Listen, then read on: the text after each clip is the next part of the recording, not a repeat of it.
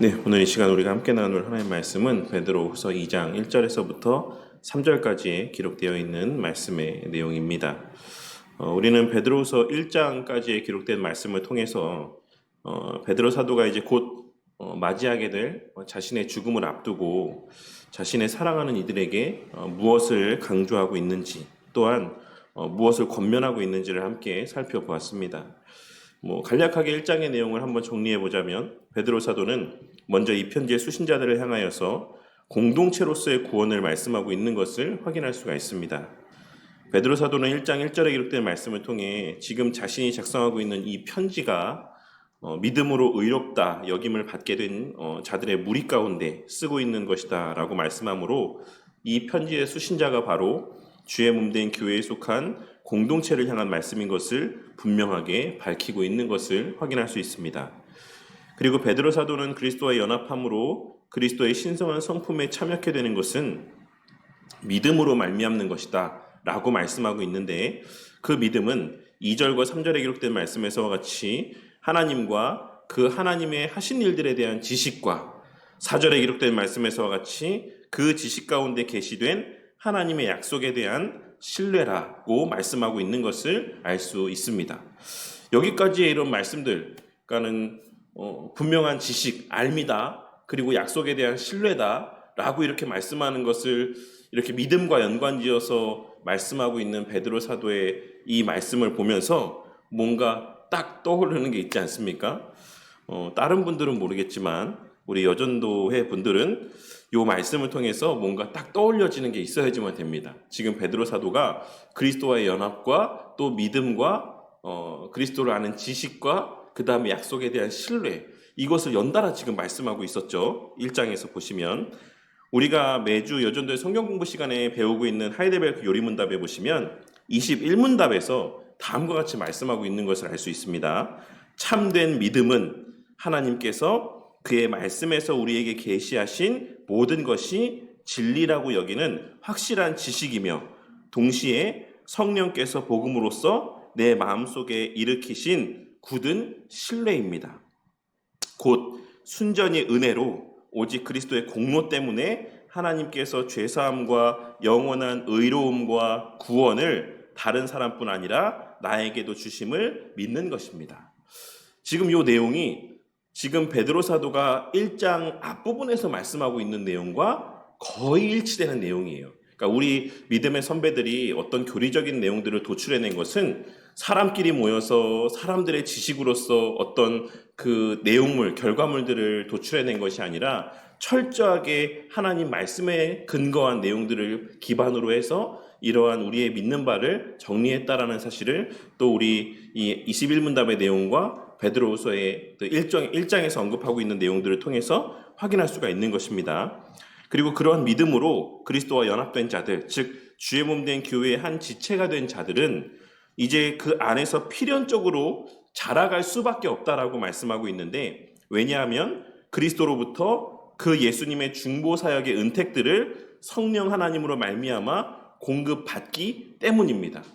우리가 나무에서의 가지들이 그 자신의 어떠함에 따라서 나는 영양분을 공급받지 않을래, 나는 안 자랄래 라고 해서 자라나지 않을 수가 없는 것처럼, 우리가 그 본체에 접붙임 바 되어서 그 가지가 되었을 때에는 필연적으로 그 공급되어지는 예수님의 중보 사역의 은택들, 그 능력으로 말미암아서 우리가 자라갈 수밖에 없다, 변화되어져 갈 수밖에 없다, 열매를 맺게 될 수밖에 없다라고 말씀하고 있는 것입니다. 그리고 그 내용이 바로 5절에서부터 7절까지에 기록된 말씀의 내용으로, 그리스도께 접붙임받은 자들은 반드시 형제와의 우애를 추구해 가게 되고 또 형제를 사랑하기 위해 애쓰게 되어 있다라고 말씀하며, 이런 열매가 없는 자들은 실상은 거듭나지 않았거나 혹은 그 신앙에 어떤 문제가 있는 것이다라고 말씀하고 있는 것입니다.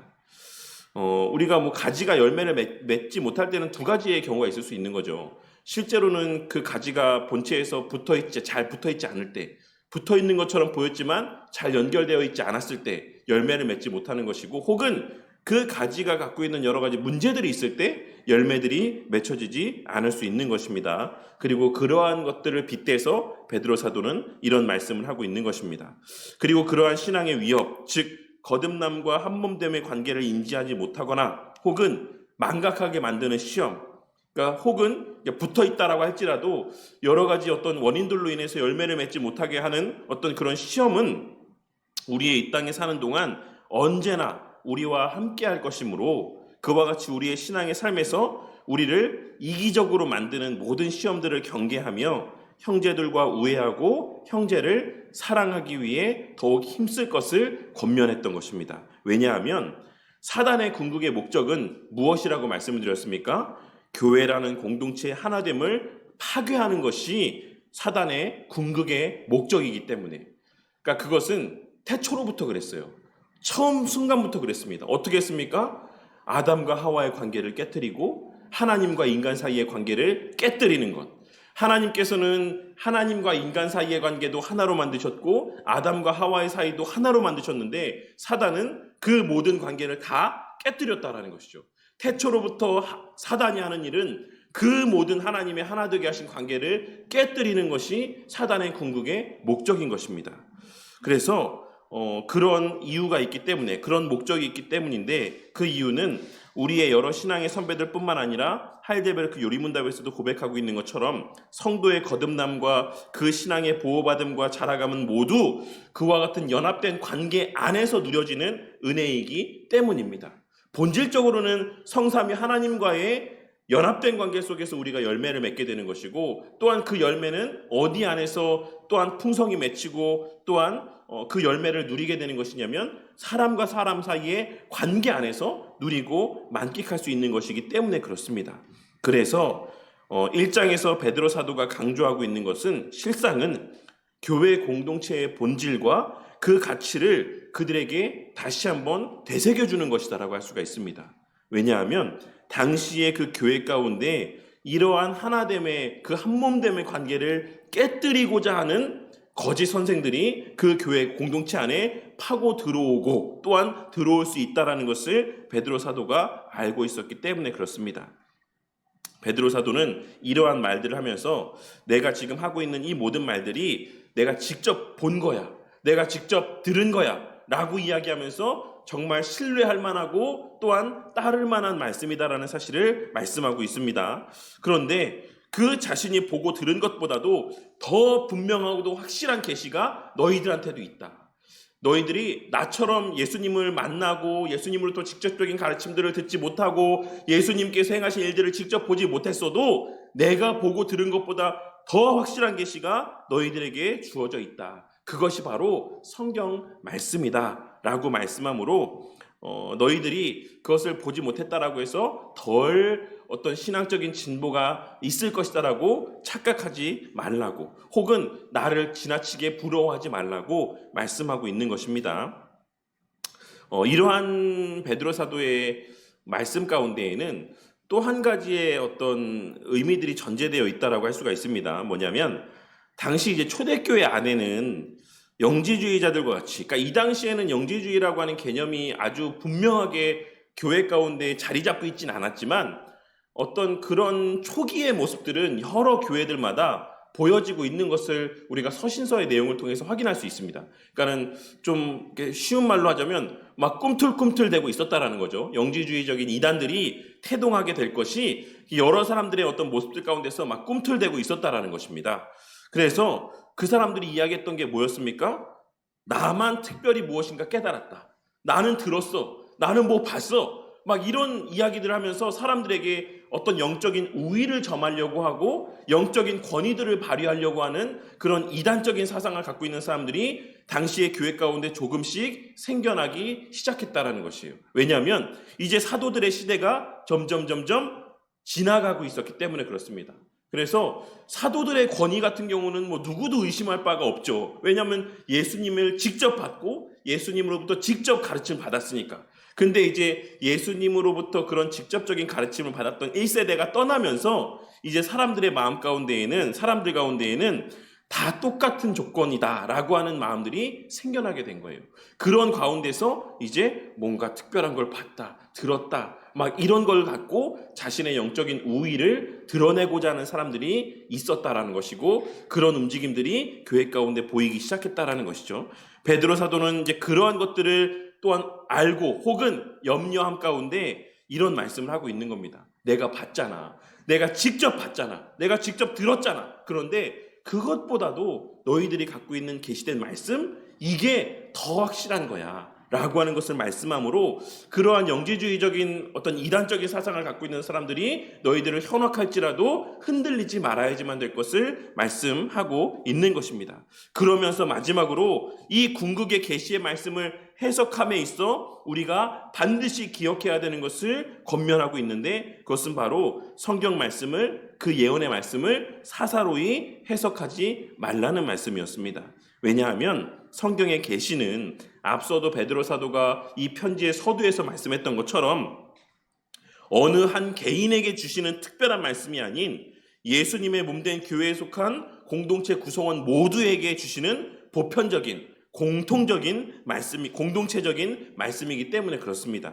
그렇기에 베드로 사도의 성경의 예언을 사사로이 풀지 말라는 말씀은 성경 말씀을 개인적인 유익을 위한 목적에서 해석하지 말라고 하시는 말씀이기도 한 동시에, 또한 개인적인 가치관, 나만 깨달았다라고 하는 어떤 특별한 어떤 사고나 어떤 그런 체계에 의해서 성경 말씀을 해석하지 말 것을 말씀하고 있는 것이다라고 할 수 있습니다. 이를 통해 우리는 성경 말씀은 언제나 선지자들과 사도들이 동일하게 가르쳐왔고 또한 증거했던 공교회적인 교리, 즉 하나님과 하나님 나라에 대한 가르침의 근거에서 해석을 해야지만 되는 것이고, 하나님 나라의 관점, 즉 구속사적인 관점을 적용할 수 있어야지만 된다는 것, 구속사적인 관점 가운데서 성경 말씀을 해석할 수 있어야지만 된다는 원리를 발견하고 깨달을 수 있는 것입니다.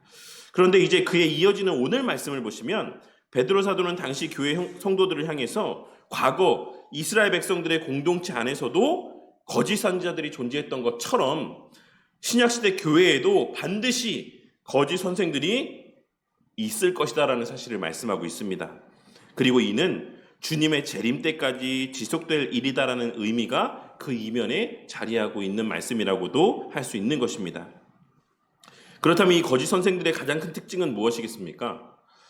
우리는 과거 이스라엘 백성들 사이에 존재했던 거짓 선지자들의 모습과 또 1장에서 언급한 베드로 사도의 권면의 말씀을 통하여서 그 내용을 유추해 볼 수 있는데, 먼저 구약시대 이스라엘 백성들 사이에 존재했던 거짓 선지자들의 모습을 통해서 한번 생각해 보자면, 예레미야 23장에 기록된 말씀에서와 같이 그 거짓 선지자들은 어떤 일들을 하고 어떤 결과들을 초래했냐면 결국 무리들을 흩어지게 하는 결과들을 초래하게 되었습니다. 그런데 그 무리들이 흩어지게 만드는, 어떤 하나 되지 못하게 만드는 결과를 초래하게 되는 그 과정적인 모습을 보면 사람들이 하나님이 아닌 세상의 것들을 신뢰하고 그것을 의지하게 만들므로써 그 공동체의 하나됨을 파괴하는 모습을 나타내 보였고, 또 하나님의 죄에 대한 책망이 아닌 평안만을 외침으로써 그들의 그 결속력을 깨어지게 만들고 그것을 보호하는 역할들을 하지 않았다. 그래서 그 결과 이렇게 무리들이 흩어지게 되었다라는 말씀을 예레미야 선지자가 23장에서 하고 있는 말씀을 통해서 확인할 수가 있는 것입니다. 그리고 이는 앞서 1장에서 베드로 사도가 말씀하고 있는 내용과도 어느 정도 일치되는 내용이라고 할 수가 있습니다.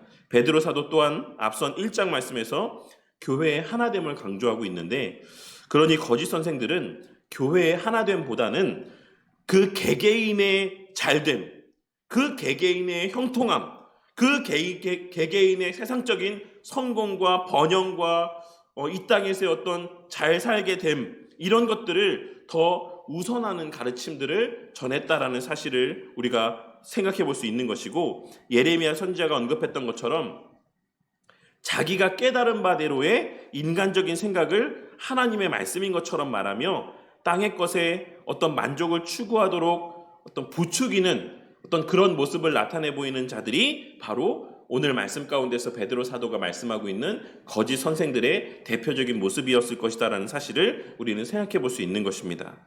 그리고 이를 쉽게 정리하자면 그리스도로 말미암아 한 몸된 교회의 공동체를 이기적이고 세상적인 사고와 가치관들로 나뉘어지게 만드는 자. 그럼에도 불구하고 그러한 삶의 끝에 하나님의 심판과 징계가 있다라고 말씀하지 아니하고 평안함과 형통이 있을 것이다라고 이야기하는 자. 그들이 바로 거짓 선지자와 선생들이다라고 말씀하고 있는 것입니다. 그리고 그러한 자들을 가리켜 베드로 사도는 우리에게도 너무나도 익숙한 이단이라는 용어를 사용하여 설명하고 있다라는 사실을 우리는 오늘 본문의 말씀을 통해 주의 깊게 살필 수 있어야지만 될 것입니다. 우리는 일반적으로 이단을 어떤 사이비 종교와 좀 이렇게 동일시 여기고 생각하는 모습을 보게 될 때가 있습니다. 그러니까 사이비 종교와 이단을 좀 헷갈리는 경우들이 있다는 것이죠. 물론 큰 틀에서 보면 다 매한 가지 것을 이야기하고 있는 것이긴 하지만 굳이 좀 더 상세하게 좀 이야기하자면 사이비 종교는 전체적인 모든 부분들 가운데서 기독교와 확연히 다른 가르침들을 전하고 또 나타내 보이는 모습들의 특징을 갖고 있는다라고 한다면 오늘 말씀에서 베드로 사도가 말씀하고 있는 이 이단이라고 하는, 그러니까 오늘날 우리가 일반적으로 이단이라고 써야지만 되는 어떤 그런 집단은 외형적으로는 동일한 신앙의 모습이 전제되어 있다는 사실을 알 수 있습니다. 그리고 이단이라고 번역된 표현의 원어적인 의미 또한 분파, 즉 나뉘어짐의 의미에 초점을 두고 있다는 사실을 고려해 봤을 때 이 이단이라는 표현은 진리 안에서의 하나됨이 아닌 진리에서 벗어나 나뉘어지게 만드는 행위를 말씀하고 있는 것으로 결국 하나님을 사랑하고 이웃을 사랑하며 성삼위 하나님 안에서의 교제에 참여하고 그 안에서의 이웃과의 한몸된 관계를 이루게 하시는 그 모습에서 벗어나 개인적이고 세상적인 욕구와 만족을 추구하게 만들고 그러한 개인적이고 세상적인 욕구와 만족을 줄 수 있을 것처럼 말하는 모든 이들을 이단이라고 표현하고 있다는 사실을 우리는 오늘 말씀을 통해 발견하고 깨달을 수 있어야지만 되는 것입니다. 그러니까 이단이라고 하는 의미가 오늘날에는 사실 어떤 면에서 보자면 그 경계선이 되게 모호해지고 그 문턱이 되게 좀 높아졌다라고 표현해야 될까요? 그러니까는 이단으로 지정되는 것에 있어서의 되게 조심성이 있다. 되게 어떤 한 부분에서는 좀 괜찮은 것 같아 보여도 이상한 것처럼 보여도 나머지 부분이 좀 괜찮으면 어떤 이단으로 지정하는 데 있어서의 되게 조심하는 모습들을 나타내 보인다라고 하는 것을 좀 알 수가 있습니다. 그런데 오늘 말씀에서 보시면 그 이단이라고 베드로 사도가 말씀하고 있는 그 핵심적인 가치가 뭐였냐면 예수 그리스도의 복음을 개인적으로 사적으로 유용하게 만드는 그러한 가르침들은 다 뭐다? 이단이다라고 말씀하고 있어요. 그러니까는 예수 잘 믿고 개인적으로 부유한 삶을 살아갈 수 있어. 예수 잘 믿으면 너 부자 돼. 이런 가르침들. 너 열심히 하면 자식이 잘 돼. 라고 하는 기독교의 복음의 이 가치를 개인적으로 전유해서 사용하게끔 가르치는 이러한 모습들. 그래서 이 주시는 은혜들을 공동체적인 유익을 위해서 쓰지 아니하고 개인적으로 사적으로 이용하는 것에 있어서도 그 어떤 책망도 하지 않는 이러한 모습을 베드로 사도는 뭐라고 말씀하고 있다? 그런 가르침이 이단적인 가르침이다 라고 말씀하고 있는 것을 우리가 오늘의 말씀을 통해서 분명하게 확인할 수 있어야지만 되고, 그런 자들을 가리켜서 베드로 사도가 뭐라고 말씀하고 있냐면 주를 부인하는 자라고 말씀하고 있다는 사실을 우리가 간과해서는 안 된다는 것입니다.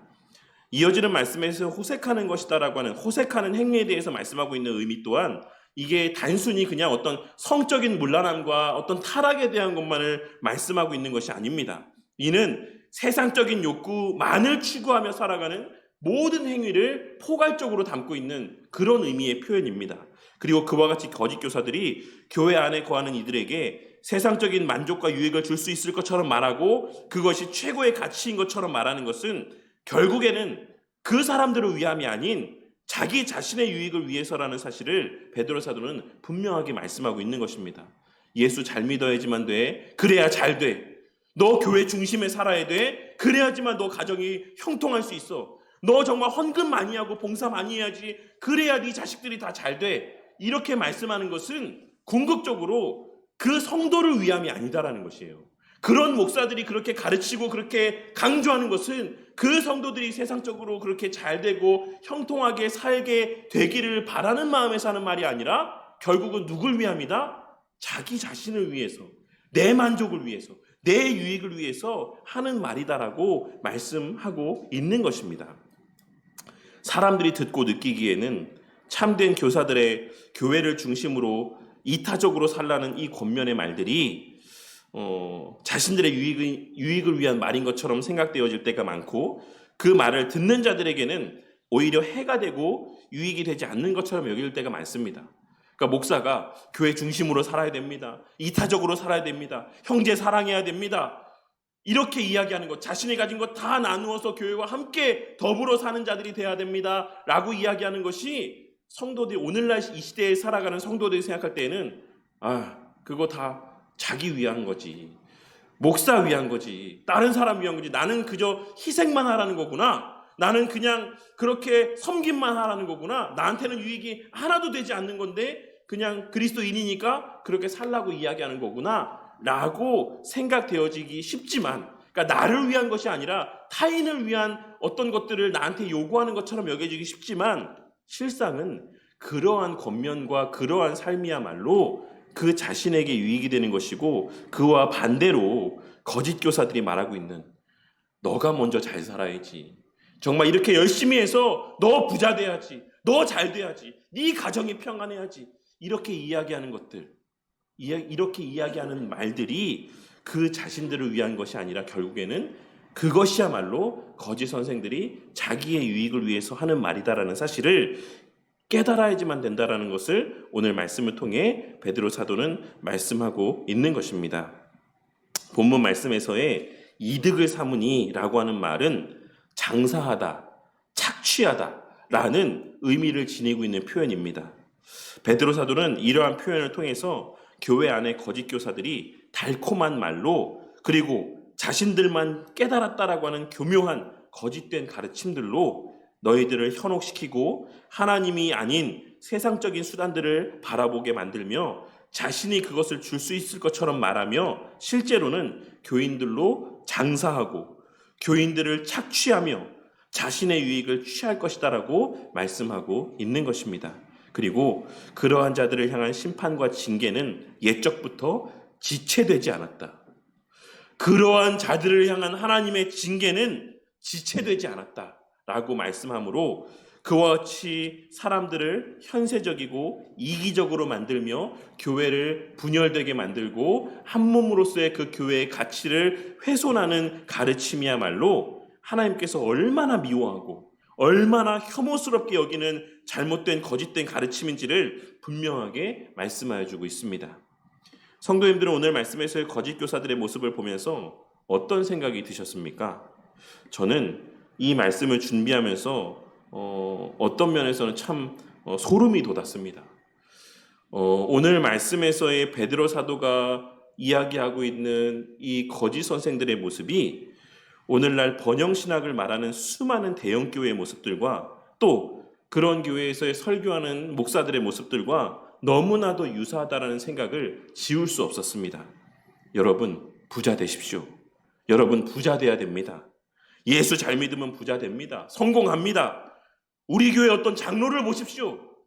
교회 처음부터 얼마나 헌신해서 지금 이렇게 세상 가운데서 복을 누리며 살고 있습니까? 우리 교회 어떤 권사의 아들을 한번 보십시오.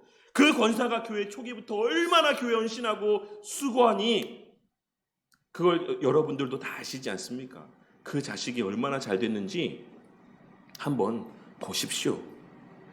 우리 교회에서 열심히 봉사하고 열심히 헌금하고 열심히 충성하니까 그 집안이 다 얼마나 잘 됐습니까? 여러분도 그 장로처럼, 이 권사처럼 그렇게 교회에 충성하십시오. 봉사하십시오. 헌금 많이 하십시오. 이런 메시지들이 오늘날 교회 강단에서 얼마나 흔하게 들려지는 메시지입니까? 제가 최근에 신학교에서 공부를 하면서 이제 거기에는 뭐 여러 목사님들, 전사님들이 있으시니까 그분들하고 대화를 하면서 예전에 겪었던 일들을 이야기하니까 수많은 분들이 저와 비슷한 경험들을 했다라고 이야기하는 것을 이제 들었었는데 그거는 우리 성도님들한테도 제가 이야기했던 바입니다. 뭐냐면 이제 청년 가운데 이제 어떤 청년들은 이제 물론 자기 일도 하지만 뭐 자기 앞길도 준비하지만 주일에 이제 교회 와서 정말 아침부터 저녁까지 열심을 다해서 교회 봉사하고 또 섬김이 있는 이런 친구들이 있고 또 어떤 친구는 딱 주일 예배만 드리고 나머지의 모든 시간들은 다 자기 개발을 위해서 쓰고 정말 그렇게 좋은 데 취직하기 위한 열심을 다하는 어떤 그런 시간들로 이렇게 선용하는 친구가 있었는데 나중에 이제 목사님이 강단에서 이제 그렇게 하다가 이제 그 친구가 합격을 한 거죠. 예전에도 잠깐 말씀드린 것 같아요. 이게 너무 누구 특정한 사람을 지칭할 것 같아서 더 구체적으로 말씀 못 드리겠는데 진짜 붙기 어려운 시험을 되게 어린 나이에 합격을 했습니다. 그래서 이제 그걸 갖고 당시 이제 목사님이 얼마나 강단에서 칭찬했는지 몰라요. 이 친구 신앙도 좋고 정말 주일 예배 빠지지 않고 그렇게 열심히 신앙생활하고 봉사하면서 이렇게 어려운 시험에 합격을 했다. 이렇게 막 강단에서 대놓고 그 친구를 칭찬하고 높여 세우는 이런 모습이 있었습니다. 그래서 그 일로 인해서 그 또래 친구들이 시험을 진짜 많이 받았어요. 왜냐하면 다 알거든요. 그 친구는 주일에 낮 예배만 잠깐 왔다 가고 이제 아무런 그 외에 이제 교회 봉사도 하지 않는 것을 알고 있었거든요. 근데 어떤 친구들은 정말 아침부터 밤 늦게까지 교사 공과까지 하고 나면 집에 가면 뭐 9시, 9시 반, 주일 밤 이렇게 시간이 되는데도 매주 그렇게 와서 주중에 열심히 일하고 또 와서도 주일에 온전히 이렇게 봉사하고 이런 친구들에 대해서는 이런 반구의 말도 없고 이제 그런 친구만 이렇게 높이는 모습을 보면서 많은 친구들이 시험에 들었었던 경험이 있었는데 뭐 대다수의 교회가 별반 차이가 없더라고요. 이 말을 했더니 우리 교회도 그랬다, 어디 교회도 그랬다, 우리 교회도 그래서 청년들이 많이 나갔다, 막 이런 이야기를 하는 이야기를 제가 들었었습니다. 저를 포함한 뭐 저라고 예외는 아니겠죠. 저를 포함한 오늘날 많은 목사님들 가운데에는 교인의 수와 그 교인들의 어떠함, 그러니까 그 교인이 어떤 직장에 들어가 있는지 혹은 무슨 일을 하는지 이러한 것들을 자신의 자랑거리로 삼는 모습을 보게 될 때가 많습니다. 우리 교회엔 판사가 있다. 우리 교회는 의사가 있다. 뭐 우리 교회엔 몇 명이 모인다. 뭐 우리 교회 어떤 성도는 뭐 얼마나 규모가 되는 어떤 사업장을 운영을 한다. 이런 것들이 마치 자신의 자랑거리인 것처럼 나의 어떤 위치, 지위, 나의 어떤 가치들을 드러내 보여주는 어떤 수단인 것처럼 여기며 자랑거리로 삼는 모습을 보게 될 때가 많습니다.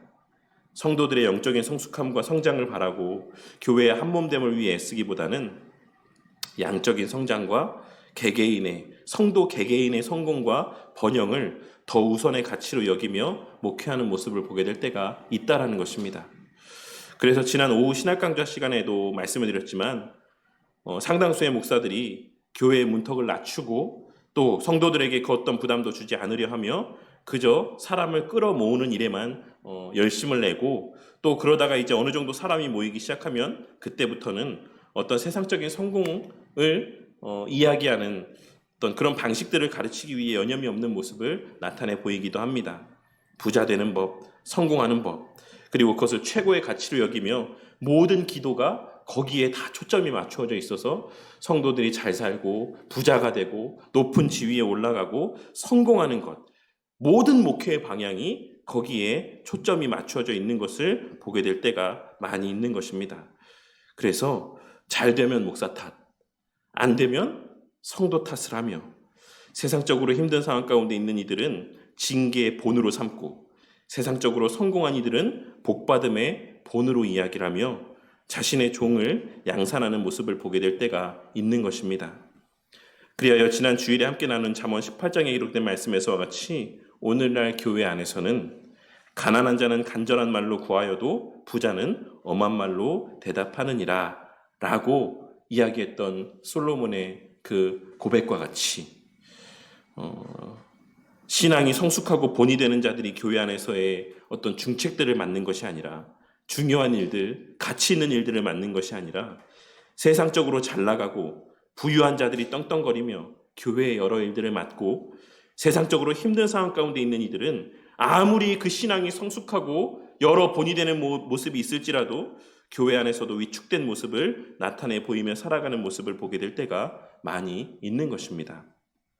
그리고 목사도 그와 같이 교회에 외적으로 힘이 되는 성도들에게는 그 비위를 맞추기 위해 애쓰지만 혹여라도 나갈까, 혹여라도 마음이 상하는 일이 있지 않을까 라고 염려하며 그 비위를 맞추기 위해 애쓰지만 교회에 외적으로 힘이 되지 않는 것처럼 여겨지는 사람들은 함부로 대하고 가벼이 대하는 모습을 보게 될 때가 많이 있는 것입니다.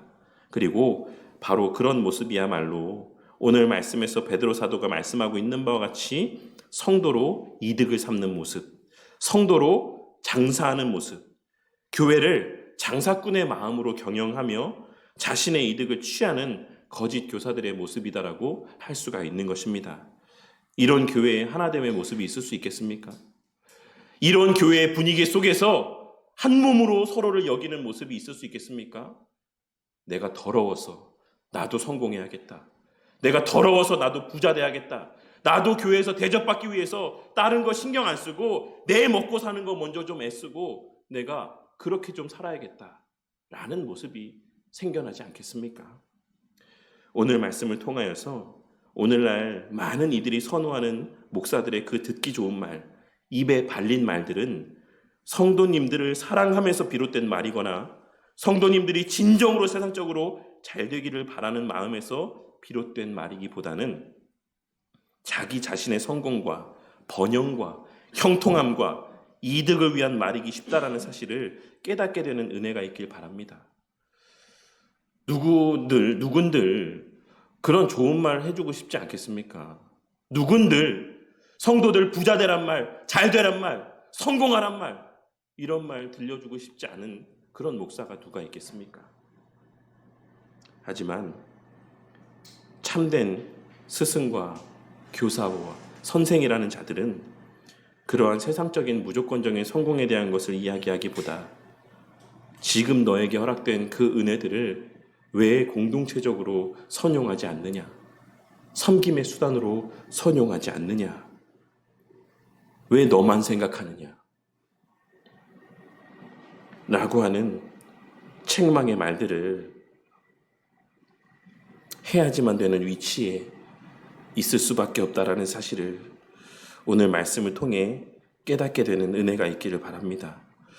우리의 이 세상에서의 부자됨과 우리의 그리스도인으로서의 이타적인 삶은 실제적으로는 공존하기가 너무나도 힘든 상반된 가치입니다.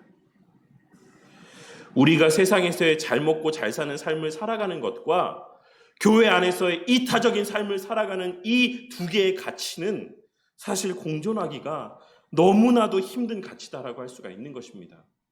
그래서 예수님도 부자 청년을 향해 그 영생의 비밀을 알기 위해 온 부자 청년을 향해서 너의 가진 재산을 다 팔아 나누어 주고 그 이후에 오라 말씀하셨던 것이고, 또한 부자가 하나님 나라에 들어가기가 그와 같이 힘들다라고 그 낙타의 비유를 통해서 말씀하셨던 것임을 우리는 반드시 발견하고 깨달을 수 있어야지만 된다라는 것입니다. 오늘날 이 시대는 참된 성도가 세상에서 잘 되고 성공하기 너무나도 힘든 시대라고 할 수 있습니다. 그러니 예수 잘 믿고 세상에서도 잘 된다라는 것이 일반적인 일인 것처럼 착각하지 마시기 바랍니다. 오늘날 수많은 목사들이 이야기하는 것처럼 예수 잘 믿고 똑바로 믿고 진짜 그리스도인처럼 그렇게 살아가면 오늘날 이 시대에는 부자 되고 잘 먹고 잘 사는 삶을 살게 되기보다는 어려움을 겪고 여러 힘든 상황을 마주하기가 더 쉬운 시대인 것을 깨닫고 명심함 가운데 살아가는 우리 성도님들이 되시기를 바란다는 것입니다. 우리의 삶의 목적은 하나님께서 우리 각자에게 주신 그 은혜의 분량만큼 이 주의 몸된 교회 공동체 안에서 그 은혜만큼을 함께 나누고 섬기며 그렇게 족함 가운데 살아가는 것이 우리의 그리스도인된 바른 삶의 모습일 것이다라고 생각합니다.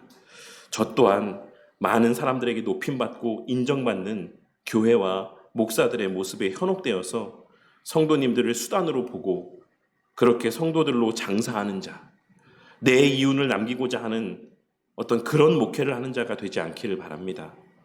내가 더 많은 사례를 받기 위해, 내가 사람들로부터 더 능력 있는 목사로 인정받기 위해 목회하는 자가 되지 않기를 바란다는 것입니다.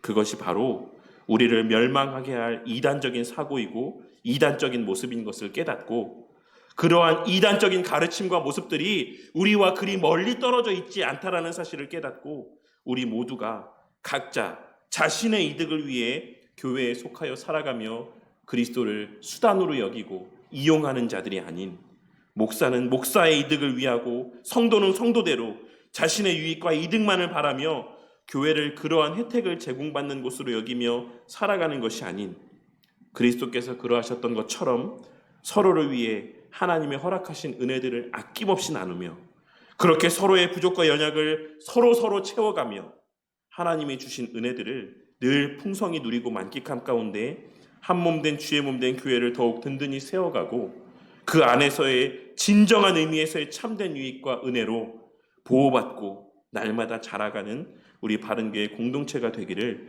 주님의 이름으로 간절히 축원합니다.